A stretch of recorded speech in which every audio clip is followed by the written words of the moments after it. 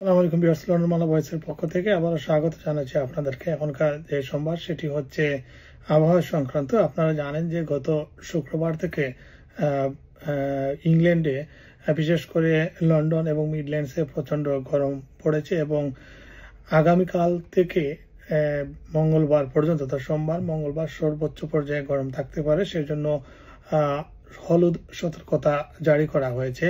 গত দুই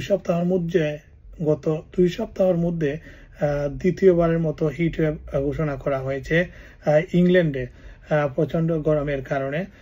যেটি বলা হচ্ছে যে গতকালকেও যেরকম গরম ছিল আজকেও ঠিক একইভাবে প্রচন্ড গরম পড়েছে। আবহাওয়ার বার্তায় জানানো হয়েছে 28 ডিগ্রি।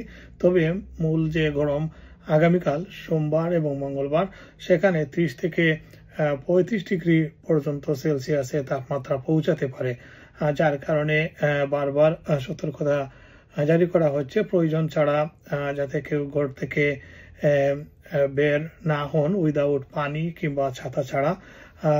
একই সাথে বিশেষ করে যাদের কথা বলা হয়েছে বৃদ্ধ এবং শিশুদের ক্ষেত্রে অতিরিক্ত সতর্কতা জারি করা হয়েছে এবং যারা পার্কে কিংবা সূর্য উপভোগ করতে চান তাদের জন্য প্রয়োজনীয় ব্যবস্থা গ্রহণের আহ্বান জানানো হয়েছে। ধন্যবাদ সবাইকে।